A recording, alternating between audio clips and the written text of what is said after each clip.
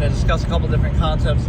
I like how on this you can always see the reflection of the Starling, so it kind of answers the question of like, oh, what do I use to do this, assuming, like internet or whatever.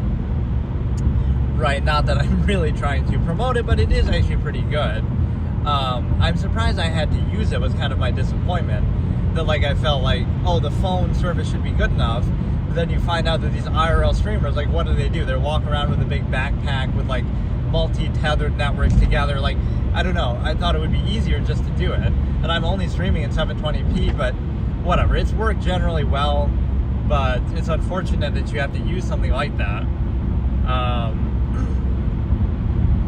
And then the other, okay, so basically what I'm trying to talk about today, though, is let's look at like what this format is sometimes about, and the whole objectivity of it is that it doesn't make a claim or tell you what you should do, right, as it often might be framed in false duality. In fact, that's the best way to expose a contrivance state. I'll be objectively observing or questioning something, and then somebody would come back and do a false duality straw man, like, oh, so you must be saying this, or they'll defend what their position already is, or what society forces them to do. So the problem with that is,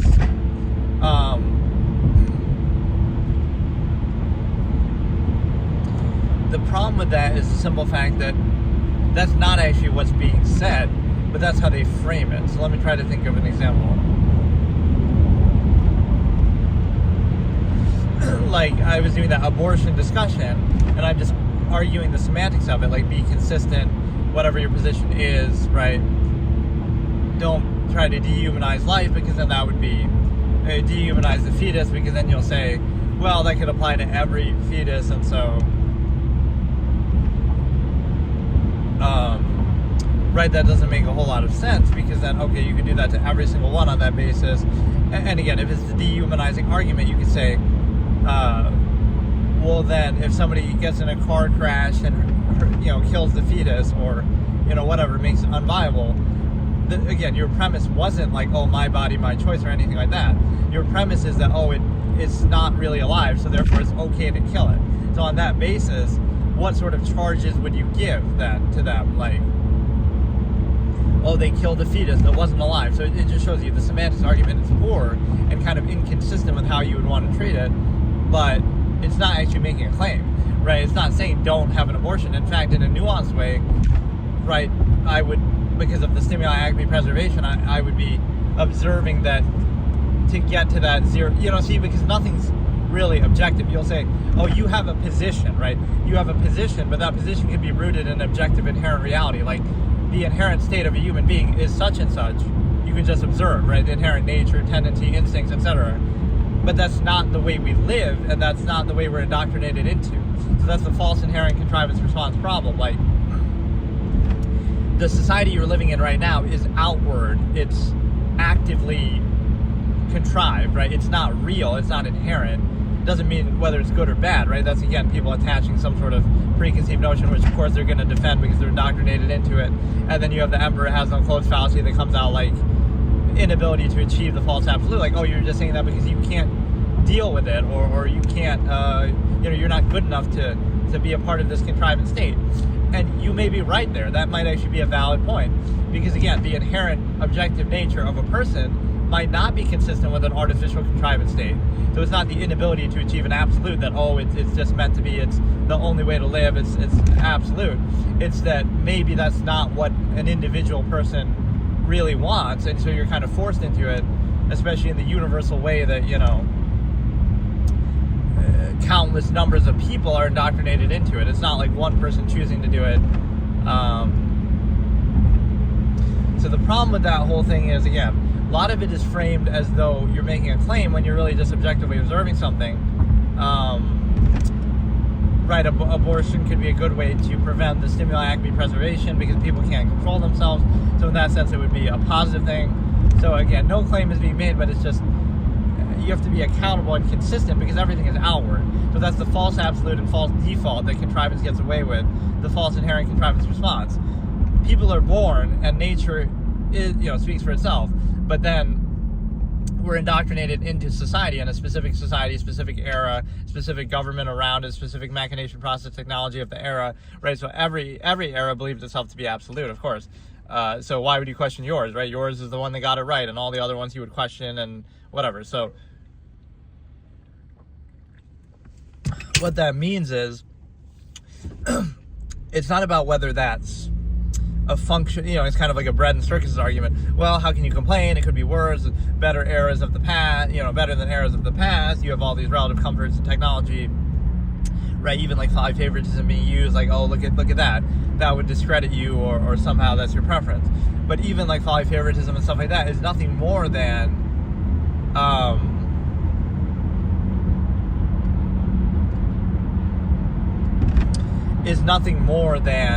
a reaction to it. So it's like you put an animal in a cage and then you give it some distractions, especially when they're young, and then they kind of cope with that controlled state by using those distractions and other things. It's like, wait a second, they're only doing that in reaction and in deference to your unqualified contrivance state. So you might think that validates it, like, oh, look at these kids on the internet all day, or watching videos or playing games or something. No, they'll go out in the woods and they'll hunt and they'll fish and they'll take care of themselves and they'll conquer the nature itself. But you won't let them really do that. You'll say, oh, in the pretense, in the name of safety, but it's really just a corporate kind of thing, like, oh, they own monopoly over nature and you need permission and you have to buy their stuff. Like, you're not letting them. You're heavily restricting. They can't leave the house without your permission. They can't do this. They can't do that. They can't do anything, supposedly in a benevolent way. But then, oh, now you're going to blame them for doing the one thing that they can do freely, right? You restrict everything. You take monopoly over nature itself, and then you act like, oh, look, you need us, or somehow what you do in reaction to the contrivance validates the contrivance, which is a completely definition of a fallacy, because you're creating the situation and then you're using that to validate.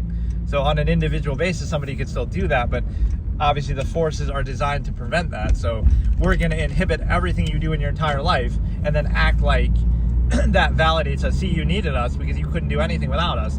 And in a sense, you're right. You couldn't do anything without them, because if you tried to do anything, you'd be stopped from doing it by some loophole or law or some little, oh, you're trespassing, you can't go here, you can't go there, you can't do anything. So yes, if this is the way to look at human beings. Human beings are not credible. Human beings are not special. Human beings are animals with slightly greater self-awareness and much greater ego that ends up subverting and controlling them. So don't give human beings any special treatment that way. Like,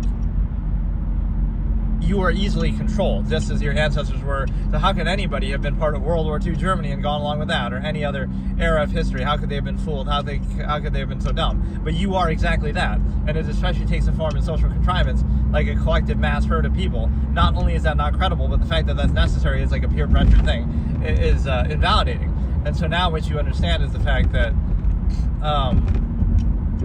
people are not credible. They're easily controlled and easily trained.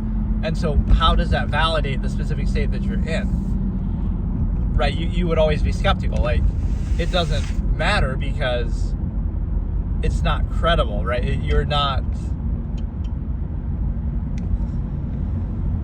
I don't know how else to explain it. Like, you're not credible. People are not credible. Human beings have been deceived and fooled and gone along with everything throughout history that you might question. And so it's not hard to control them. So human beings are trained animals that can be controlled in any various ways imaginable. And the reason why is because now it shouldn't surprise you anything that happens, and more to the point, you should be skeptical of it instead of just indignantly insisting and being prideful, like, oh no, this time we got it right, or this is absolute, just because you've been, again, like, to quote the Truman Show, people accept the reality with which they've been presented. It's arbitrary, it's reactionary, but you'll treat yours as absolute. And that's really the distinct difference. It doesn't mean that you have the power to impact all those things, although to a greater degree you kind of do than what you actually do. Nobody realizes their potential, or again, minimalism by cutting out everything that might contradict with your measure, or cognitive dissonance, or whatever. But like, be a minimalist, so it's not that what you're doing is like something special. It's that you're not doing things that would be reinforcing an overextended, empirical, unqualified contrivance state, right? Like buying stuff from corporations, etc. Or like you would cut out all those things that could be inconsistent with your viewpoint, instead of what most people normally do is they just kind of reinforce and overcompensate for the state that they're put in by contrivance, by buffering contrivance. So it kind of feeds into itself. But the other point is the fact that, again, human beings are nothing more than animals to be trained and tamed, right? And it's just as easy to control them. So does that really validate you? Does that validate a farmer because they can put animals in a cage and a pen and train them? Does that make them right? And those animals, that's just a power argument. Okay, they're more powerful, they have more resources. But it's the same thing with human beings. You could be a slave in certain eras of human history. Does that validate your captors? You say, oh, look at this, person trying to escape and being so defiant. Well, wow, this is the empirical way that authority works. But that's basically the same way society works. Even though you could say, well, the bread and circuses are better, the overcompensations are better, you have some relatively greater amount of freedom, certainly in the modern era. But it's kind of bad when it's framed that way, because yes, much of human history is subjugation and so forth. So, at least it's not as bad as that, used to validate this. But it should be the opposite. Any amount of inhibition, any amount of restriction must be qualified and held accountable, rather than, we should be grateful that we're not inhibited more, right? Because it's like, only in this era could you really question that. If you try to question the unfair empirical authority, whatever, of past eras, you would be killed for it or arrested or whatever. At least now you can at least have the conversation. So you'll say, that's entitlement, you want more.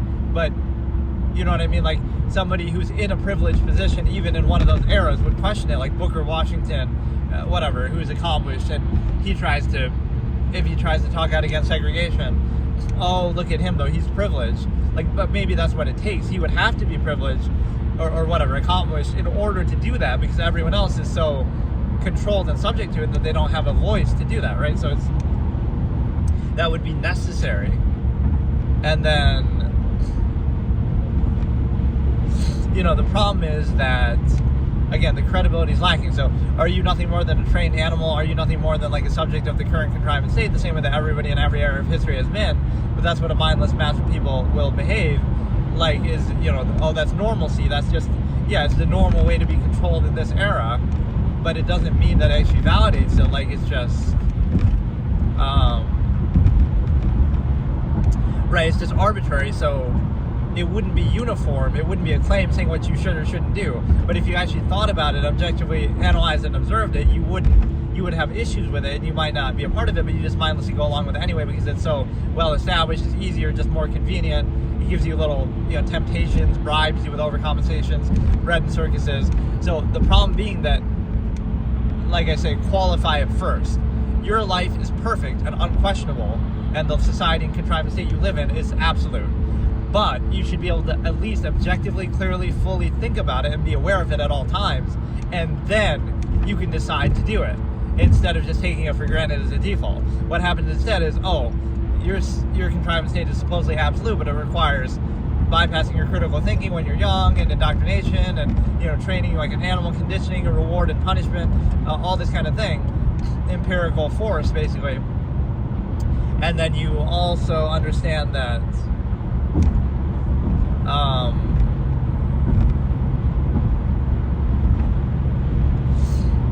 it requires distraction and overcompensation, folly, favoritism, subversive things like that, dumbing yourself down with alcohol. So it requires all of those things, which show you, just a general state of non-awareness. Like, you're always in this half-mass initial-minded state where you're not actually thinking, and thinking is treated as the enemy, and that's a bad thing, or that's crazy, or that's like. So what that shows you is, again, it's like an animal in a cage that has to cope with being in the cage. So, that animal doesn't want to think or consider or look outside of the cage too far, and the whole world around it doesn't want to do that, because, then that would make it less at peace. It would make it go crazy inside of that cage.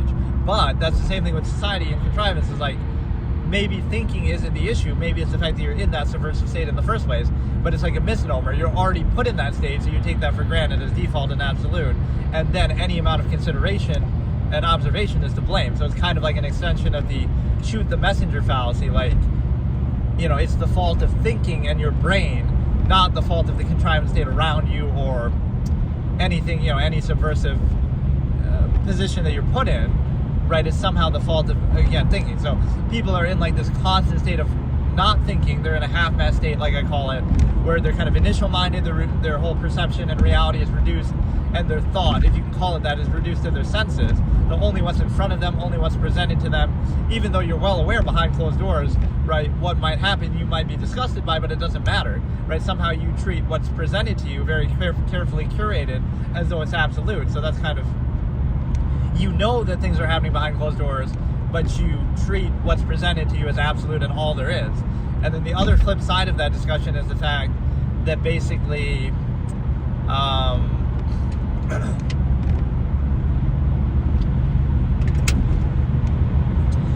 you accept the reality you've been presented with. Again, I'm going to rip off the Truman Show, the best movie ever made, but it's interesting how probably, I don't know if my interpretation of it from way back when I had first seen it is really what people see in it, but, you know, as an analogy for society, that you could obviously, you know, you're basically Truman, everybody's Truman, and you're kind of, your life is on rails, and then you have a midlife crisis, and you kind of realize that everything is so controlled, but you're not actively aware of that.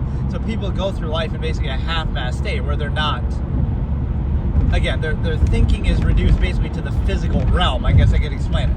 So your mind is infinite and objective, right? It doesn't have limits. It doesn't have to be related to what's immediately in front of you, right? Like I'm driving right now, but I could be thinking about anything. I could be thinking about the secrets of the universe or Neptune or whatever, right? I could be thinking about anything halfway across the world, right? So it's not limited. The mind is infinite and objective, and that's what effectively defines humanity too, is their ability to think and their greater, you know, self-awareness, etc.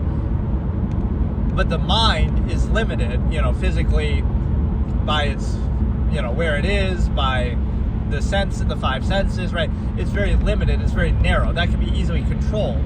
So if you let yourself be reduced to that initial minded basis of your senses and your immediate physical state, it's very easy to control people that way, because you can control what's around them, you can control what they're exposed to, right? So if you are operating on that basis, and again, this is what happens, is the mass collective number of people in society will be reduced to that state where they're defining reality and everything by what's immediately presented to them, right, in their initial immediate environment and their five senses.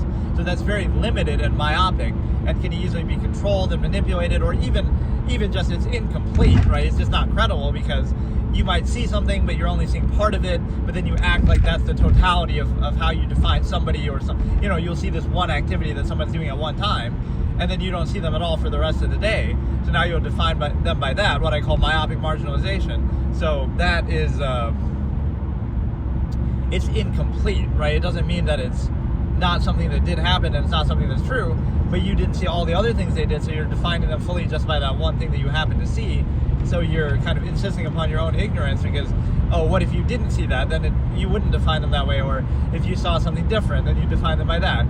So it's very not credible.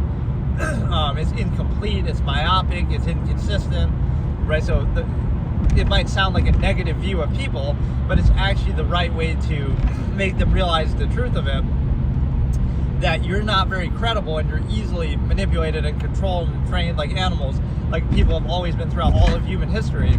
And so when you understand that, you can counteract it rather than pretend like, oh no, you're, you know, you're perfect and everything you see is at face value, and, you know, that might be comforting, but it's not accurate or, you know, very credible. So would you rather be aware of the nature of the process so you can counteract it or choose it, or would you rather embellish it and pretend like it's something more than what it is, and then be controlled by it very easily? So that would be the difference. Is like, what would an absolutist do in the modern era? Would they, you know, they would somehow be a minimalist and live outside of society, or they would, again, there's always that theory of like, well, would you try to rise up through the ranks of society and do it that way? But that's too much, you know, not even too much work, but it's too much of like a concession to it. You might sort of tolerate it, but you don't vouch for it, right? That's the difference. And you also don't perpetuate it. You won't have kids or perpetuate the stimuli acme unless you vouch for the state. So your standard would be very high, but it would basically be this cognitive dissonance.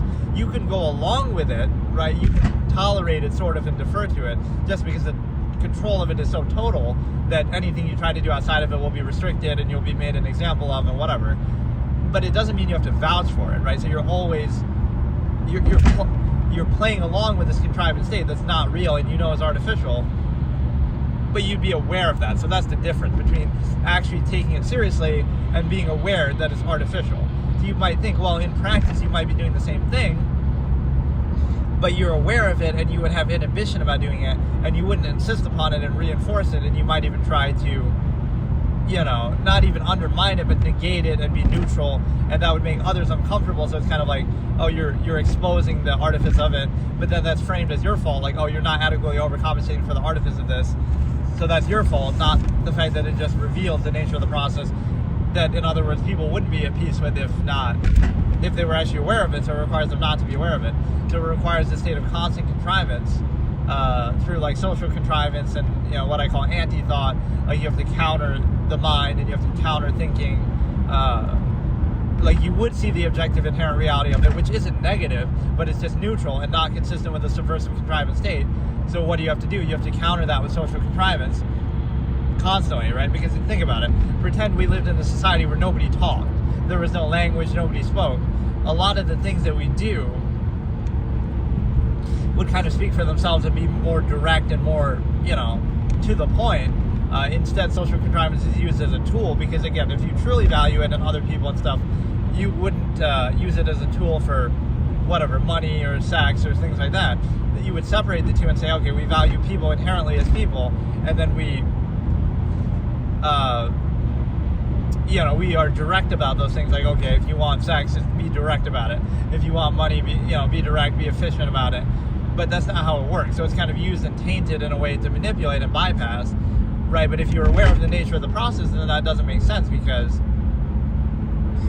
you're aware of the nature of the process, but yet you get fooled by it anyway. You get sort of selectively controlled. So that's what I call the contest of contrivance, where it's about layers of appearances. Who can put up the best appearance, even though they're all appearances and they're all contrived. We're going to take this one as real and absolute because it kind of adequately fools us. But that's true both of media and government and even on an individual basis. Like, let's look at like a relationship. Like, this guy just wants sex. He just walked up and said, hey, you want to have sex. So at least he's being direct and honest. Then somebody else, they do a pickup line and they take interest in your life and this and that. That might seem like a good thing, but that's actually more dishonest, that they're pretending they want other things when really it's dependent on that, right? They ultimately want sex. In fact, they want it more, so much so that they're willing to overextend and go through all that just to achieve it in the end. So you can do that if you want, but it's kind of like, it's the same process. You're just letting yourself kind of be fooled by it, or it's like a cui bono thing, or more like just an incentive benefit thing. Like, there's a certain privileged fallacy to that. Like, it's not that it's something more than just two people wanting sex or something like that. It's that, we got to turn it into a trade-off, right? Like, you want to make sure you're getting something in return for it. You can't just be direct and say, okay, two people just want to do what they do and engage in sexual things. No, this is the way society sexualizes women and puts them on a pedestal. Oh no, that woman's got to make sure that she exploits that sexual element and gets some money and favors and things in return for it. Oh yes, like as if that's better. So you got to turn it into pseudo prostitution instead of, oh no, it's just sex, it's no big deal, and you just do it or you don't, but that's up to you. And it's like, be direct about it, and all those other things are separated. But instead, again, not only is that not better than being direct or more, honest, it's actually worse because you again, on one hand, you're being artificial and overextending it just to achieve the same end. On the other hand, you're trying to turn it into pseudo-prostitution where you're kind of exploiting it and, I got to get some benefit for it. Like, really? As if, again, treat it for what it is, and then all the other, it's sort of tying the two together, right? You're pretending like it's something more, but you're actually reducing it to something less. Because even animals don't obsess over it the way that we do, but again, base their whole life around it. So,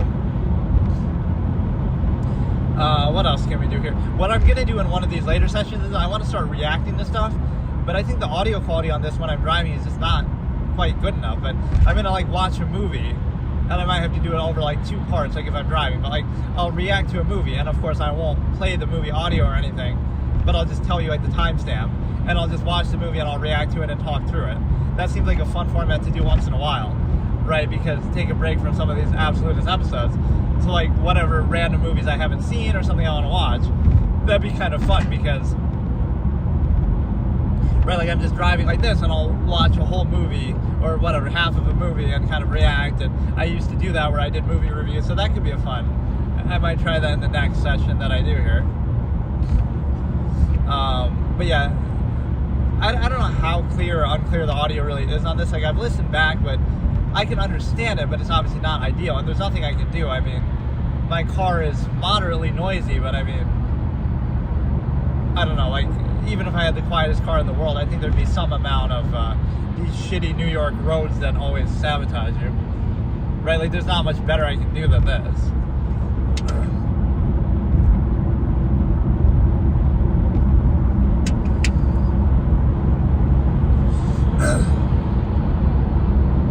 So yeah, that was a good discussion. What else can we look at here?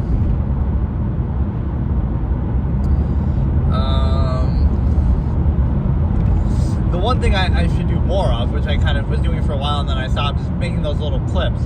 Because people tend to like these things better that way. It just sort of shows you the dumbed down nature of something. Like, you know, I could say the same thing, but if I do it in this form, then, oh, it's not, you know, it's too much for people to sift through. But if I say the same exact thing in a clip or with certain, whatever, performative aspects, then I would, right, then people like it or react to it, so.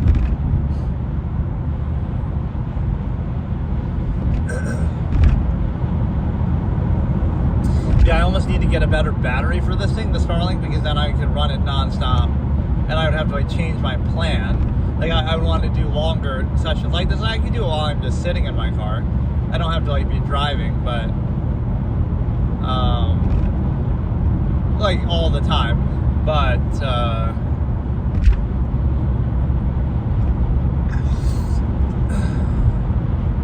yeah, it's like the idea of being direct or honest, right? These are like the anti-virtue discussions I've had. Like, being honest and direct in society is bad. Being artificial and overextended is good. You know, being fake is good. And like, let's define a word like that. Like, what is it to be fake? Like, you got to dumb down to a lowest common denominator. So if you're actually dumb, that's authentic. And if you're aware of that dumb down state, but you play into it to appease other people, that's fake. So you're kind of making them aware of the nature of the process instead of overcompensating for it. But it's the same thing. Like, the same process is taking place. So if it requires your overcompensation, that means, oh, you're not at peace with the process, but you pretend to be, or it depends on that overcompensated basis.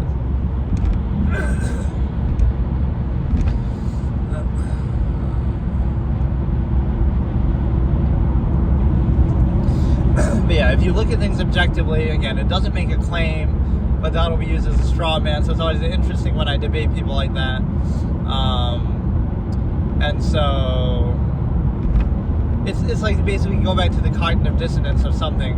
Your mind is objective and can be clear and like consider things for what they are, versus your physical state. Well, you happen to live in this area and you have to be in this country and you have this family and you have this job and you have all these things. So that'll dictate what you think or your views somewhat, because you have to acquiesce to it somewhat, right? So you have to place undue emphasis on that, otherwise you wouldn't value it, especially. So that's why amalgam theory is relevant. Like, okay, pretend I value everybody on the earth equally. I value human life, not in some token gesture pretense, but then I wouldn't place any special value on family, non-choice reaction, nearness postulate, like people who happen to live around me in the local area, right? So that awareness is there. So that shows you that people don't actually value people, humans inherently. They just value it, again, as an extension of themselves, that what is nearest to them, the non-basic self. Again, you help an old lady cross the street in front of you, but you don't sacrifice 2 meals a day that you can do without to, you know, feed somebody halfway across the world. And again, you might say that's part of the interconnected modern society that expects that, but not even really, because it's like, if you really cared about other people, you're aware of those things happening. So if you really cared about other people, you would never do anything in excess, more than you need, regardless of your state. You'll say, oh, you have to be a millionaire first or something, but that's just like playing with monopoly money. It's just, if you care about other people, you would not do things that you don't need to do when someone else is deprived of something they don't need to do. So the reality is, you don't really care.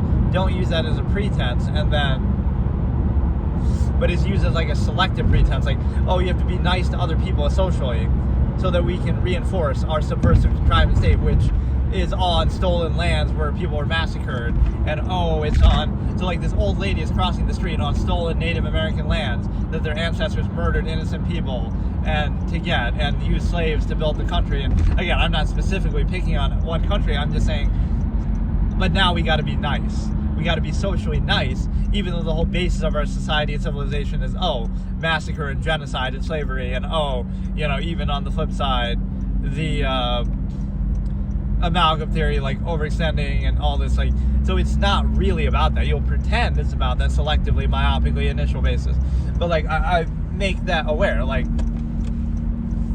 there's a person starving to death right now, there's a person dying right now somewhere that you could do more to impact, but you don't care. You want your favoritism, entertainment, escapism, you want your go to a bar, like, so you really don't care, so you have no credibility, and there's nothing that justifies your specific contrivance state.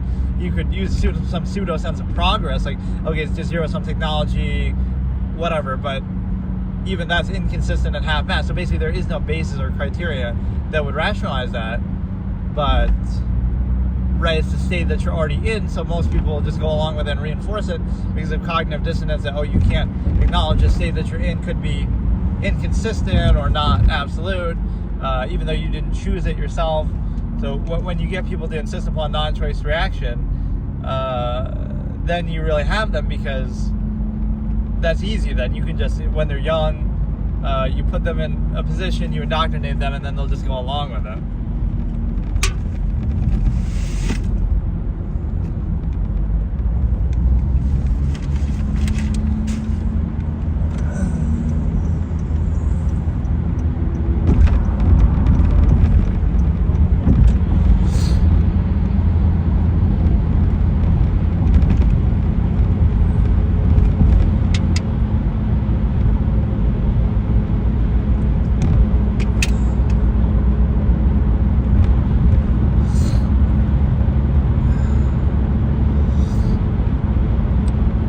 Yeah, if I do like that movie react thing, I won't play the audio from the movie or obviously show any video from it. I'll just watch it on my other phone with like a Bluetooth headphone, and I'll just talk through it and react. And the main thing with that is you'd have to follow along with the timestamp, which I won't have up on the... I feel like I should have some graphic for that, really, but maybe I can try to figure out how to do it. Like, once I start, I can just hit a button on there and it'll start the timer and show it on the screen. But because if somebody joins in the middle, right, obviously, which typically people will be in and out, it's not going to be like somebody watching the whole thing from the beginning. It'll be hard for them to follow along with exactly what point I'm at. Right, so that could be a fun format, or even like TV shows and stuff like that.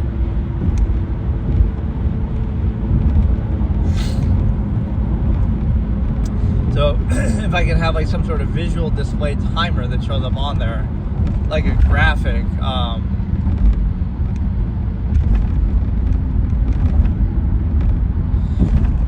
right, it's or I can have like some sort of fixed criteria, like at the 5-minute mark of the stream is when I always start. So I'll put that in the title. Like, movie starts at 5 minutes, which would mean you can sync it up from 5 minutes and know what part we're at. Right, like I'd have to come up with some formula to do that. I couldn't do it right when the stream starts because I want to do like an intro. And sometimes those intros go on way too long, so maybe I won't know exactly when I want to start it, but I just go into like so much detail and analysis and comparisons and stuff that that's really suited for me, right? Just being super analytical about anything. But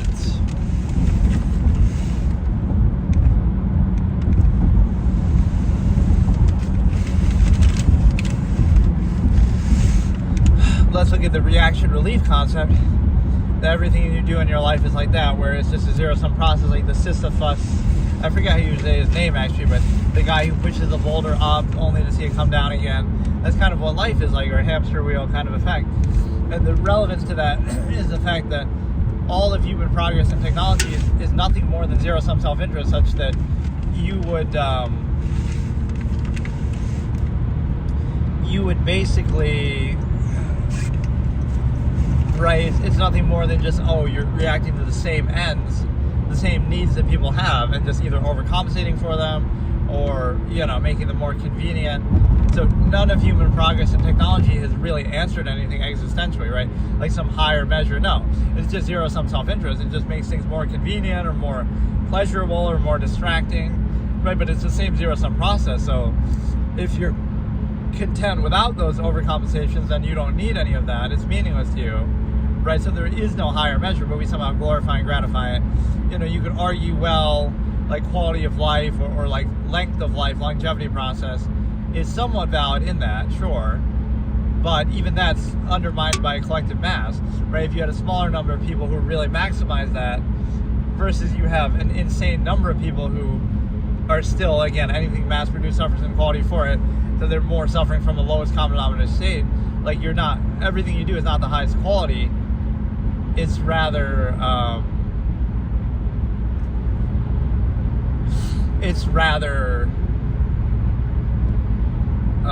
that which can be mass-produced. But it's the same thing with like social contrivance and normalcy. Is like, you might think that's a good thing, like, oh, we're normal and we're reinforcing the contrivance state that we're in, but that just means you're easily controlled. That's what it means to be normal. Or you're a half-mass human function contrivance coping with the cognitive dissonance of a contrivance state, and so therefore you obviously are undermined that way.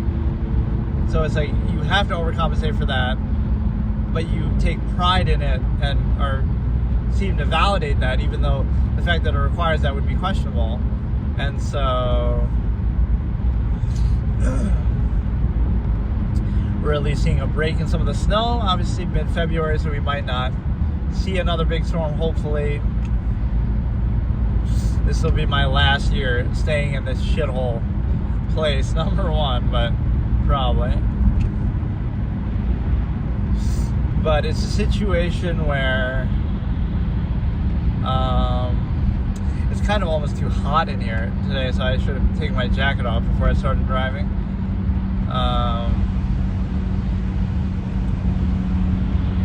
But yeah, I'll try to do some of those reactions. I'll try to get a better battery so I can do longer sessions here too. I was thinking like, oh, some microphone, but I tried that and it's not much better than what we have here. But no, like imagine like I do a 12-hour drive, I'm driving all day, and I do this, and it's like that's the kind of thing I gotta do, I guess. Even though the algorithm did sort of abandon me at some point randomly, or it might not be random, it might be because I like missed one day. I was on like a streak of streaming every day, and then I missed one day or something. Or it could be because I can't retain those viewers, like even it would give me these algorithmic boosts, like 20 people, and then it would, a lot of them would leave probably, but it's still a good system to have, and a lot of them would leave likes and whatnot. But I kind of like this, so that's my rule going forward. If I do any, I guess the exception being like mobile games, but if I do this sort of just chatting and philosophy and reaction type thing, I could do that on here, even though I just did the Super Bowl reaction on my computer, but whatever. Generally, like reaction content or discussion content, like what we're doing here, debate content, I can do on my phone, like while I'm driving or in this capacity. And if I do actual gaming stuff, like I'm playing something, obviously I'll do that on my computer, right, which I haven't done any of that lately. But yeah, always be aware of that one psychological concept. I'll kind of end off with this, is the fact that, trying to define something by a myopic label to try to reinforce a specific contrivance state. And so what that means is, right, people will try to define you in a certain way and project things that might not apply at all, but they're just how they need you to be, right? You can't be neutral or unconditional or have some other measure or objective thought or anything. They'll project something, regardless of whether it's accurate at all or not, and they'll do it because that's what they need to see the world as, to be able to, to be in their outward false absolute default contrivance state. So, in other words, human beings are not only not credible, but their perspective is impure. Everything you say and do, right, and think is not just objective observation of reality.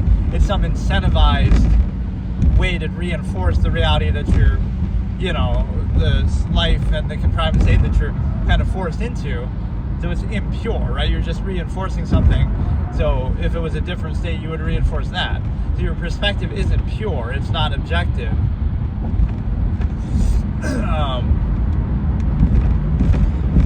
Right? And everything is like framed in the ego. Or like ego from externality and projecting either incentives of either the stimuli acme or zero-sum means. And there's no base of value, no true value, no full value, no absolute value. Even though a false absolute will be posed as a pretense to control and inhibit everything, it will not be actually practiced as though it's absolute. That would be negative, right? So that's the way that things work in contrivance. We want to pose something as a pretense, like, oh, we value other people and you got to be nice to other people, but only as it pertains to the dependent overextended relative comfort, spread, and circumstance state of a specific error in a machination process. Not as it pertains to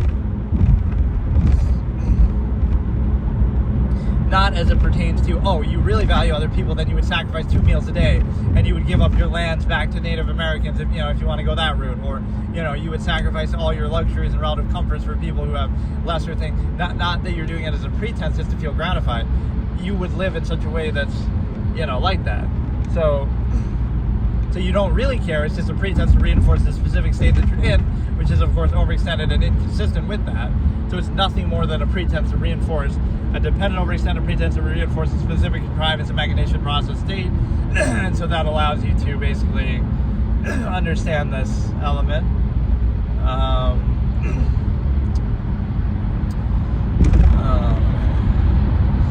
This is the funniest thing that I've really turned into a mobile IRL streamer against all odds, because that's how stupid. I mean, whatever. It's like, it's better to do it, I guess, in some form than not at all. So that's like the whole paralyzed by perfection element that I talk about. It's like, I'd rather do it like this, otherwise waiting for, oh no, wait till I really have the perfect condition to do it. But then, you might never do it. So you may as well try it and then see what happens.